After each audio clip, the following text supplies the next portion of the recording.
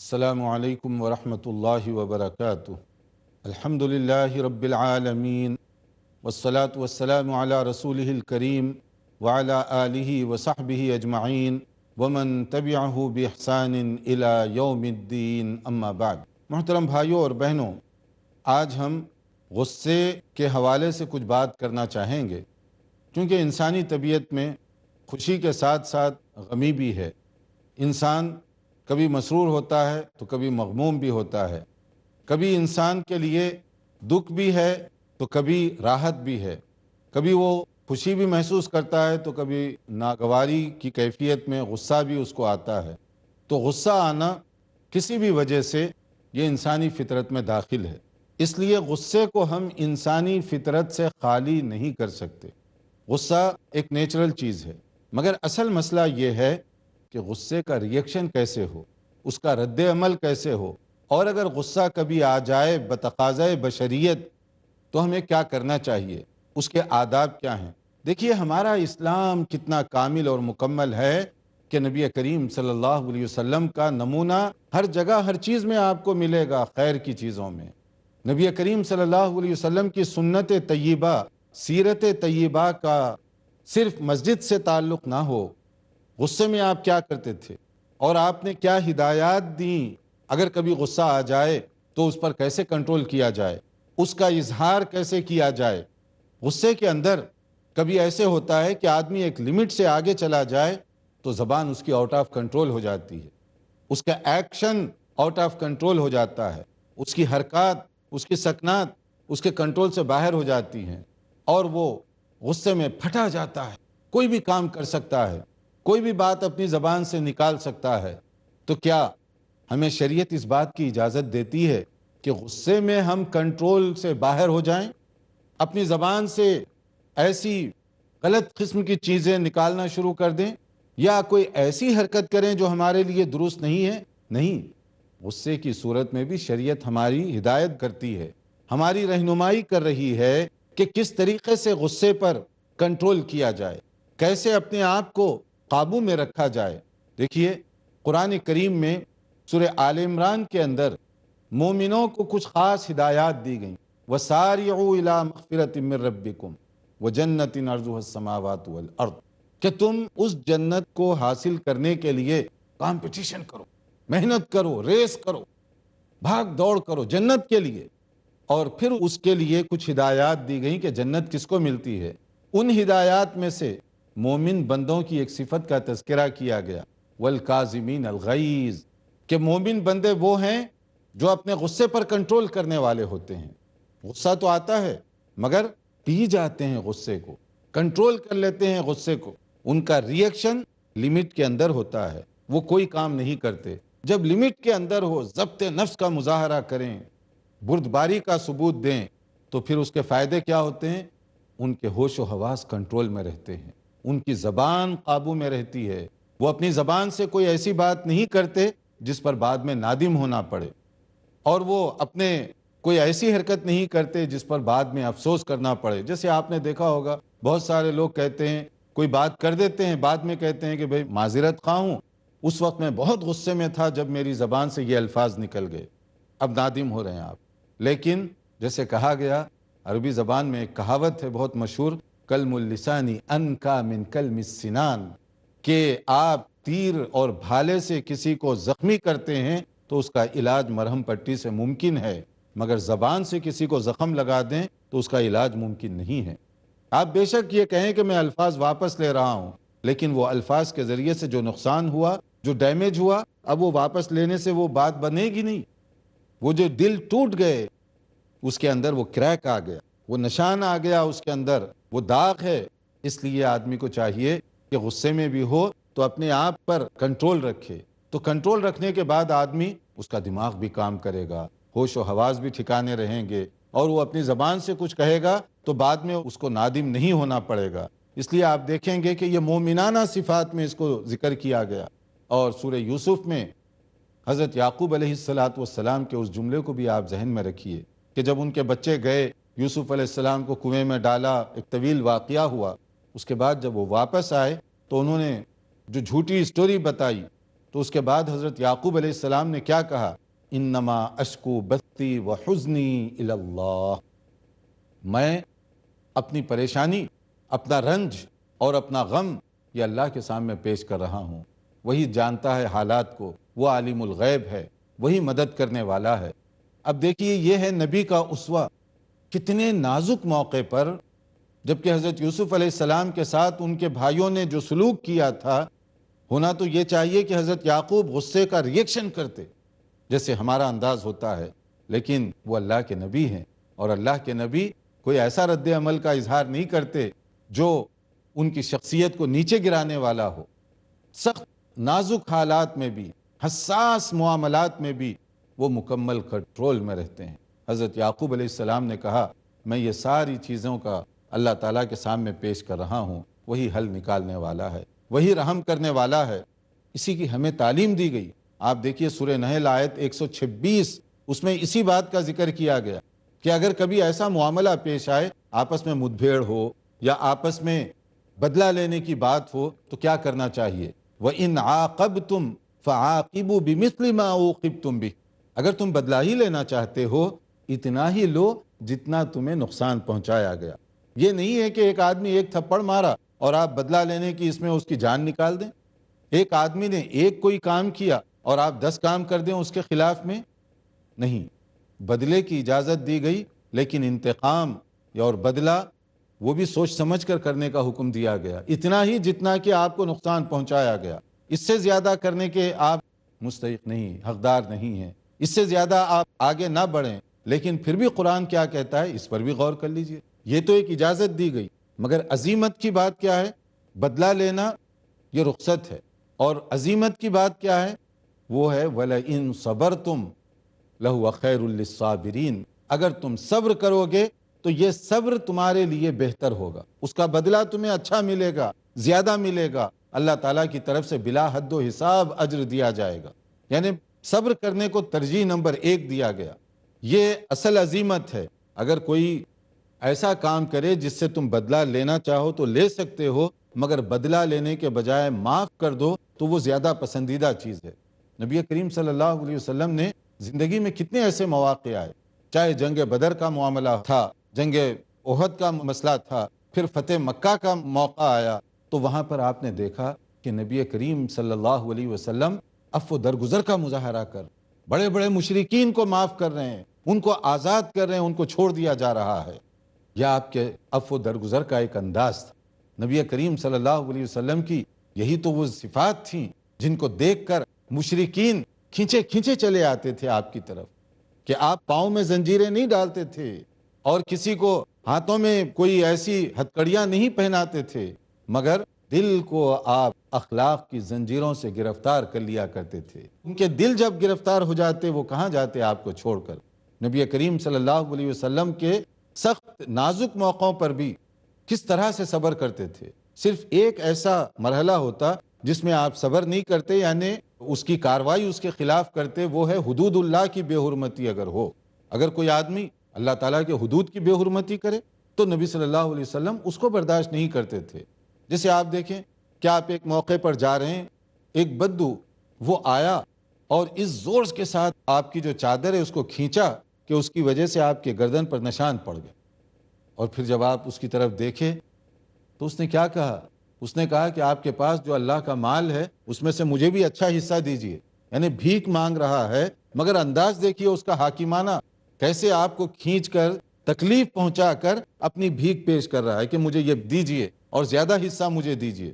یہ ایک ایسا موقع تھا کہ اگر نبی کریم صلی اللہ علیہ وسلم غصے میں آ جاتے تو اس کو 2 تھپڑ مار سکتے تھے اور صحابہ کرام آپ کی مدد کرتے، لیکن نبی کریم صلی اللہ علیہ وسلم رحمت للعالمین، اللہ تعالیٰ نے آپ کو نمونہ بنا کر بھیجا۔ تو ایسے موقع پر نبی کریم صلی اللہ علیہ وسلم نے اس کی طرف جب دیکھا اور اس نے یہ مطالبہ کیا تو آپ مسکرا دیے، اور مسکراتے ہوئے آپ نے صحابہ کو حکم دیا کہ ہاں اس کو کچھ زیادہ دے دو۔ حالانکہ یہ موقع تھا، کہا جا سکتا تھا کہ تمہیں کچھ نہیں ملے گا، تم نے نبی کی شان میں بے ادبی کی، نبی کو تکلیف پہنچائی، تو اب تمہیں کیسے دیں گے؟ مگر نبی رحمت صلی اللہ علیہ وسلم کہ آپ نے کیا نمونہ قائم کیا؟ آپ نے مسکراتے ہوئے اسے مزید دینے کی بات کی کہ دے دو اس کو کچھ زیادہ دے دو.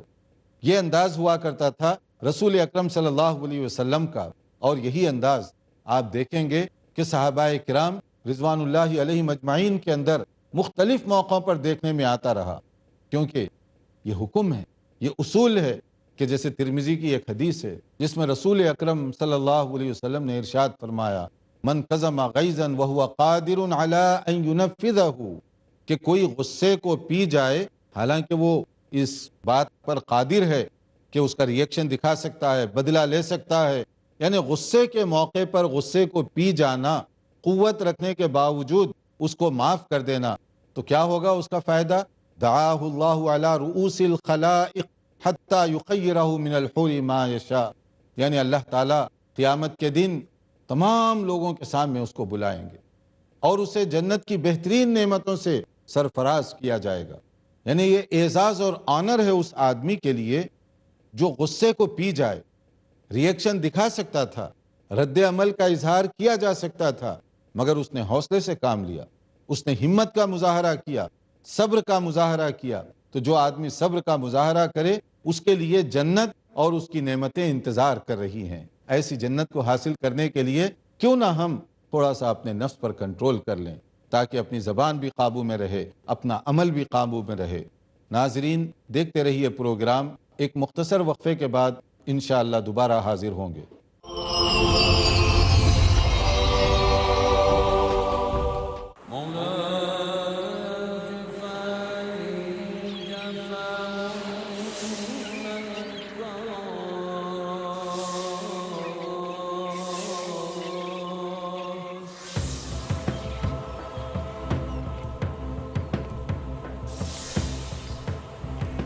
دل ہو زندہ تو ہے منزل کامرانی، ورنہ صبح و شام تو بس ہے آنی جانی.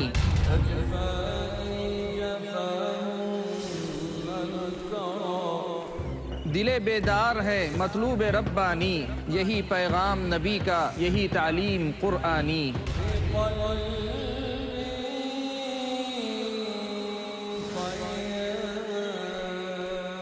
دل کیا ہے؟ دل کی ضرورت کیا ہے؟ دل کی زندگی کیا ہے؟ موت کیا ہے؟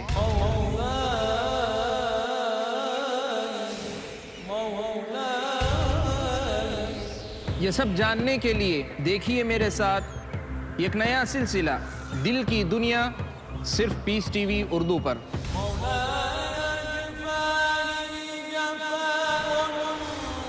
صرف مومنوں کا مقدر ہے ایمان کی لازوال روشنی، جو کرتی ہے آباد دل کی دنیا.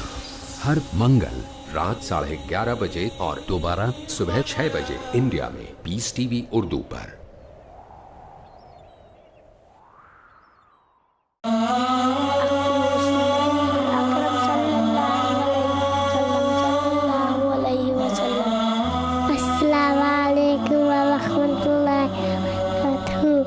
Farid Zakir Naik. I am Zikra Naik. My name is Rushta Naik. You are the best of people, evolved for mankind, in telling what they like, and forbidding what they love, and believing in Allah. كنتم خير أمة أخرجت للناس تأمرون بالمعروف وتنهون عن المنكر وتؤمنون بالله. Surely my prayer, my sacrifice, my life and my death are all for Allah, sustainer of the world. The Wonder Kids ہر منگل شام 5 بجے اور دوبارہ صبح 11 بجے انڈیا میں پیس ٹی وی اردو پر.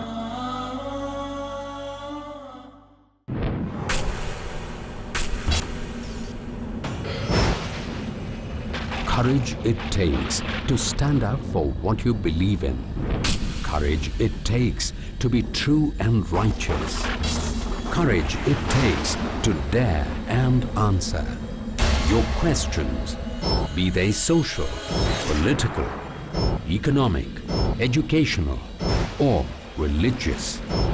To get clear and convincing answers, test your courage and question me in Dare to Ask.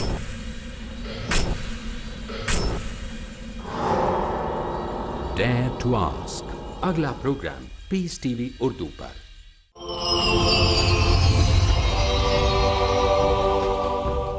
नाजरीन, वक्फे के बाद दोबारा आपकी खिदमत में हाजिर हैं।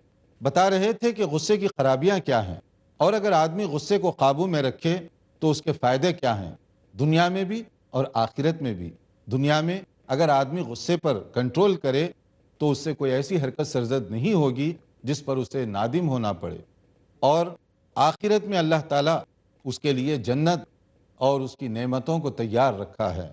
हम में से कौन नहीं चाहता कि अल्लाह ताला की रहमत का वो मुस्तहिक बने? कौन नहीं चाहता कि जन्नत की नेमतें उसको दी जाएं? हम सब की ये ख्वाहिश है, हम सब की ये तमन्ना है। तो क्यों ना हम गुस्से के बावजूद, गुस्से के मौके पर कुदरत रखने के बावजूद अफ़्व दरगुजर का मुजाहरा करें और अपनी ज़बान से, अपने हरकत से कोई ऐसी बात ना होने पाए जिसका बाद में हमें नुकसान हो।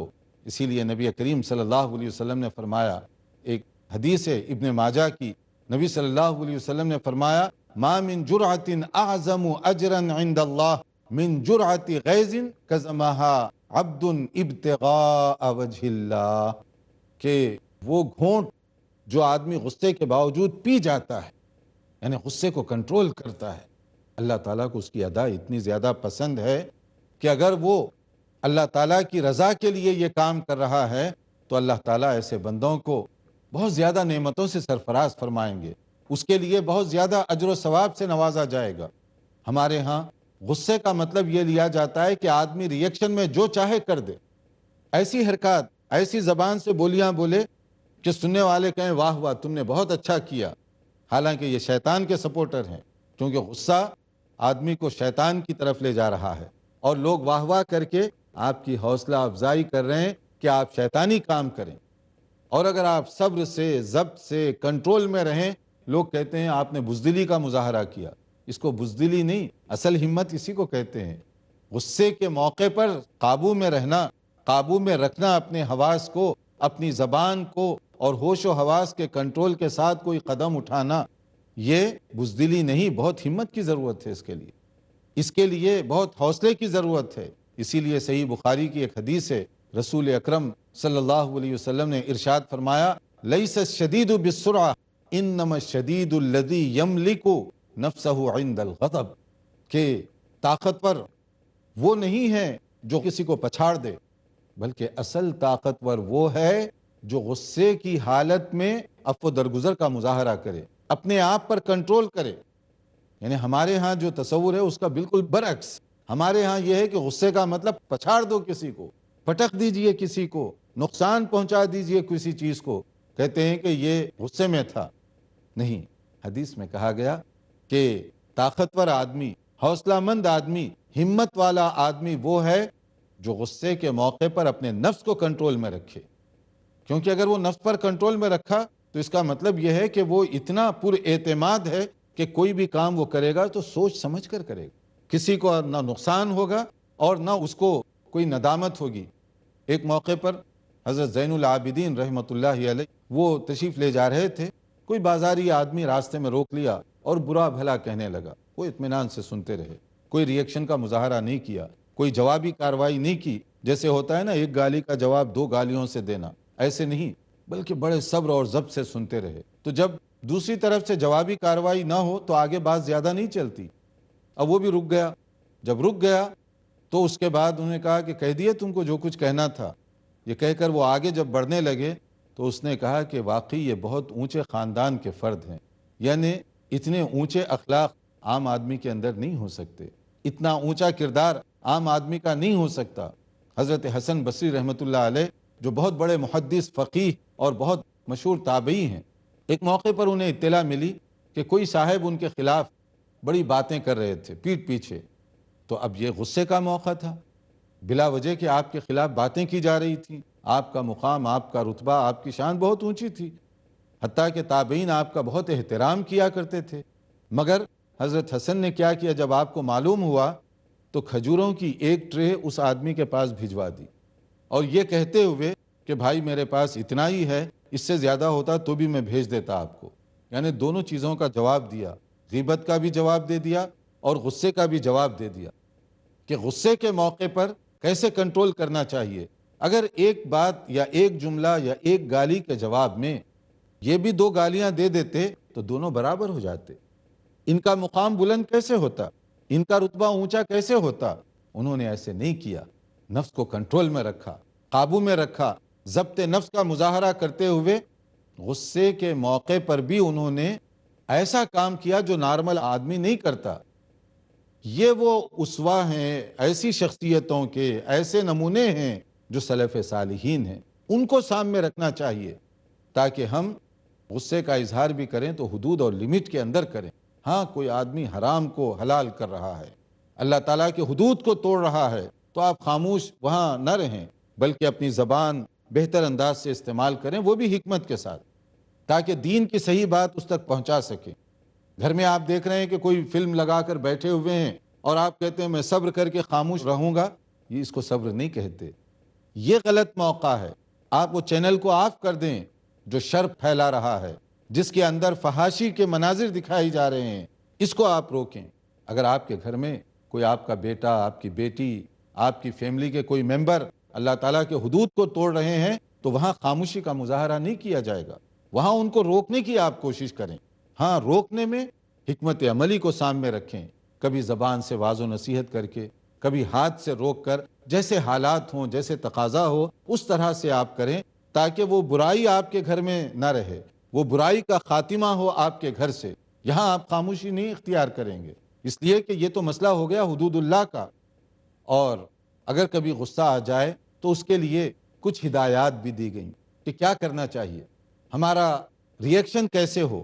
ایک تو یہ کہ اپنے آپ کو کنٹرول میں رکھیں, اور دوسرے یہ جان لیجئے جیسے سورہ اعراف کی آیت 200 میں کہا گیا کہ یہ جو غصہ ہے شیطان کی طرف سے ہوتا ہے. تو ایسے غصے کی صورت میں آپ کو پہلے تو یہ سمجھ لینا چاہیے کہ شیطان آپ کے قریب آ چکا ہے, اور شیطان کو بھگانے کے لیے, شیطان چونکہ آگ سے ہے تو آپ اس کو بجھانے کے لیے کیا کریں گے, وضو کر لیجئے یا اپنی پوزیشن بدل لیجئے, یعنی جہاں پر آپ ٹھہر کر باتیں کر رہے ہیں دوسرے کمرے میں چلے جائیے. تو اس سے یہ ہوگا کہ وہ حالات بھی تھوڑی دیر کے لیے تبدیل ہو جائیں گے, آپ کی جگہ بھی بدل جائے گی. جو آپ کو غصے کی شدت محسوس ہو رہی ہے وہ شدت میں بھی کمی آتی چلی جائے گی. جب وہ شدت کم ہو جائے گی تو آپ خود محسوس کریں گے کہ اب وہ غصے میں آپ کافی حد تک کنٹرول کر رہے ہیں, بیلنس آ چکا ہے. اب آپ کوئی بات بھی کریں گے سوچ سمجھ کر کریں گے, ورنہ کتنے میاں بیوی میں طلاق کی باتیں ہوتی ہیں. بعد میں شوہر صاحب مساجد جاتے ہیں فتویٰ لینے کے لیے, کہتے ہیں کہ میں غصے میں تھا اس لیے میری زبان سے یہ الفاظ نکل گئے. تو بھائی آپ نے تو گولی چلا دی, بیوی پر اس کا اثر ہو گیا, بچے متاثر, فیملی ساری متاثر, خاندان ٹوٹنے والا ہے. اب آپ کہتے ہیں کہ میں غصے میں تھا. تو غصے پر قابو پانے کے لیے جو نبی صلی اللہ علیہ وسلم نے ہدایات دی اس کو کیوں نہیں استعمال کیا؟ اور اس میں دوسرا نقطہ سوچنے کا یہ بھی ہے کہ غصے کے موقع پر آدمی کیسے کیسے کام کر جاتا ہے, کیا کیا حرکتیں کرتا ہے. تو اس کے لیے ہمیں ایک اور بات بھی بتائی گئی کہ جب غصہ ہو اعوذ باللہ من الشیطان الرجیم پڑھ لیا کریں. ویسے بھی بار بار اس کا ورد کرتے رہیں, بار بار اس کو دہراتے رہیں. شیطان اور اس کی اکساہٹ سے بچنے کے لیے یہ گویا کہ اللہ تعالیٰ کی طرف سے نسخہ اور حفاظت کا ذریعہ ہمارے لیے دیا گیا ہے. اعوذ باللہ من الشیطان الرجیم جب آپ یہ پڑھیں گے تو آپ دیکھیں گے کہ غصہ کم ہو رہا ہے, آپ کو محسوس ہوگا شیطان آپ سے دور بھاگ رہا ہے. نفس کے اندر کوئی اس طرح کی طبیعت پیدا ہو جو برائیوں کی طرف آمادہ کرنے والی ہو تو پھر آپ کیا کریں, اعوذ باللہ من الشیطان الرجیم. سمجھ لیجئے کہ شیطان وارد ہو رہا ہے, شیطان چاہتا ہے کہ آپ پر کسی نہ کسی طریقے سے قابو پا لے. تو اس کو اعوذ باللہ من الشیطان الرجیم کے ذریعے سے گویا یہ تریاق ہے, اس کے ذریعے سے آپ شیطان کو دور کر سکیں گے. تو یہ تمام چیزوں کا خلاصہ یہ ہے کہ غصہ آنا یہ تو انسانی فطرت ہے, آ سکتا ہے, لیکن غصے کا اظہار شرعی طور پر ہونا چاہیے. یعنی اس موقع پر آپ اپنے آپ پر کنٹرول کریں, سنت کو اپنے سامنے رکھیں تاکہ اپنے آپ پر آپ بہتر انداز سے کنٹرول میں رہ سکیں اور بہتر انداز سے اس کا جو رد عمل ہے اس کو ظاہر کر سکیں. پانی پی لیں, اعوذ باللہ من الشیطان الرجیم پڑھ لیں تاکہ کوئی آپ کا غصے کی وجہ سے زیادہ سنگین نقصان نہ ہونے پائے. اللہ تعالیٰ سمجھنے اور عمل کرنے کی توفیق عطا فرمائے. والسلام علیکم ورحمۃ اللہ وبرکاتہ.